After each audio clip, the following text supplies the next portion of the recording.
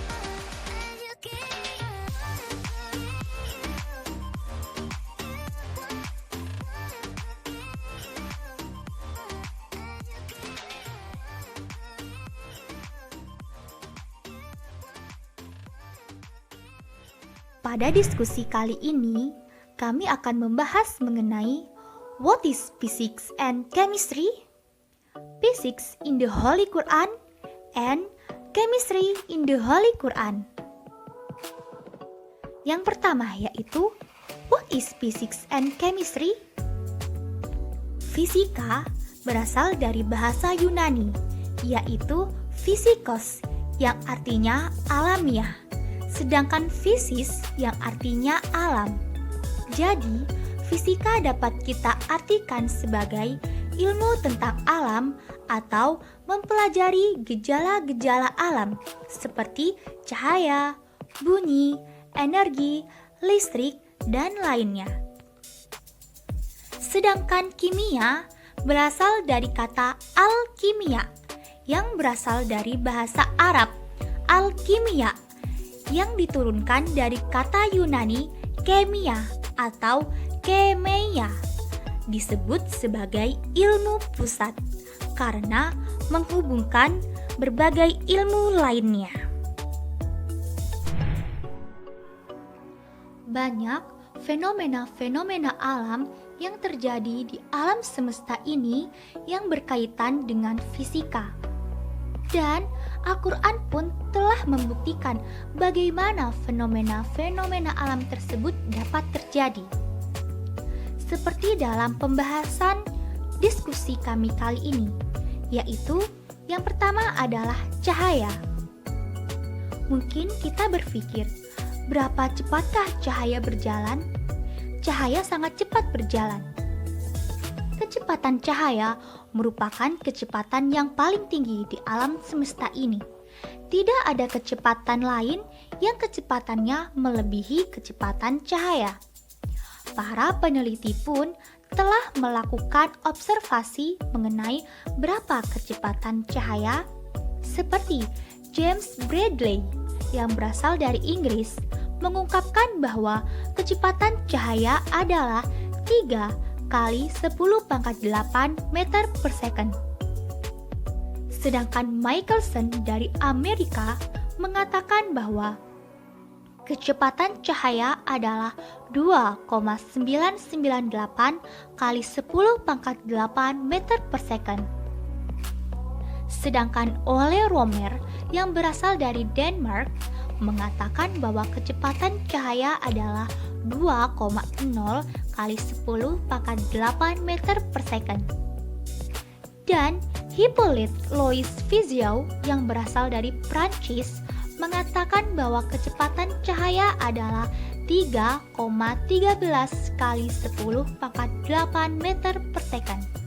Dan sedangkan dari peneliti Muslim yakni Dr. Mansur Hashab El-Nabi yang mengutip dari kalam Allah dan terbukti di dalam Al-Quran yakni surat Asy-Sajdah ayat 5 yang mengatakan bahwa kecepatan cahaya adalah 2,999 kali 10 pangkat 8 meter per second. Dari surat As-Sajdah ayat 5 yang artinya Dia mengatur segala urusan dari langit ke bumi, kemudian urusan itu naik kepadanya dalam suatu hari yang kadarnya lamanya adalah 1000 tahun menurut perhitunganmu. As-Sajdah ayat 5. Dr. Mansur Hashab El-Nabi menggunakan kalender sideral atau kalender yang berdasarkan pergerakan relatif bulan dan matahari terhadap bintang dan alam semesta dalam melakukan penelitiannya. Dan juga mungkin kita bertanya-tanya, apa itu cahaya di atas cahaya? Apakah cahaya itu berlapis-lapis? Seperti yang dicontohkan di dalam Al-Quran surat An-Nur ayat 35. Masih ingatkah kalian akan sifat cahaya? Sudut datang sama dengan sudut pantul, dan juga pembiasan cahaya pada medium udara ke medium air. Isaac Newton pada tahun 1666 pernah melakukan eksperimen tentang cahaya yang datang menembus suatu celah kecil di rumahnya, melewati ruangan yang gelap dan menuju permukaan prisma kaca segitiga. Di mana akhirnya Isaac Newton menemukan dalam penelitiannya cahaya yang terbentuk itu beraneka ragam warnanya. Mulai dari merah, jingga, kuning, hijau, biru, dan ungu. Dan cahaya yang bertumpuk itu yang kita sebut sebagai cahaya tampak. Apa itu relativitas waktu? Albert Einstein telah menemukan teori relativitas yang dapat dijelaskan bahwa waktu itu terus berjalan dengan relatif, di mana waktu tergantung pada massa dan kecepatan. Waktu adalah suatu yang relatif bahwa besaran waktu berubah-ubah menurut ruang, kecepatan orang bepergian, gaya gravitasi pada saat itu. Mengingat perbedaan besaran waktu dan penciptaan alam semesta yang dinyatakan dalam 7 ayat Al-Quran sangat cocok dengan perkiraan ilmuwan-ilmuwan luar. 6 hari menurut Al-Quran dapat dianggap sebagai 6 periode. Mengingat relativitas waktu, 1 hari hanya mengacu pada periode 24 jam yang dialami bumi, bahwa kondisi yang berlaku.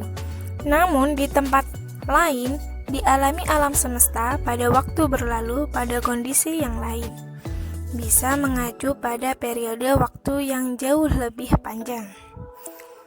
Jika kita berpikir bahwa dalam Al-Quran, surah Al-Kahfi ayat 19 dan 25 termasuk dalam konsep teori relativitas, jawabannya adalah salah. Yang benar adalah berdasarkan QS surah Al-Mu'minun surat ke-23 ayat 112 sampai 114 yang berbunyi, Dia Allah berfirman, kamu tinggal di bumi hanya sebentar saja, jika kamu benar-benar mengetahui. Sholat dalam perspektif fisika. Sholat adalah ibadah wajib yang harus kita lakukan bagi tiap insan yang masih hidup. Alam semesta selalu bertasbih dan bersujud pada Allah. Dalam Al-Quran surat Al-Isra ayat 44 yang artinya, langit yang 7, bumi dan semua yang ada di dalamnya bertasbih kepada Allah, dan tidak ada suatu pun melainkan bertasbih dengan memujinya. Tetapi kamu tidak mengerti tasbih mereka. Sungguh Dia Maha Penyantun, Maha Pengampun. Alam semesta bertasbih dan bersujud kepada Allah adalah suatu bentuk cara mereka tunduk dan patuh terhadap perintahnya pada hukum alam atau sunatullah. Alam semesta selalu bergerak dan gerakan dari alam semesta ini adalah gerak rotasi dan revolusi. Gerakan ini dilakukan mulai dari atom penyusunnya, tata surya hingga galaksi. Jadi, cara alam semesta untuk tunduk dan patuh kepada Allah dengan cara bertasbih dan bersujud. Lalu apa kaitannya dengan sholat?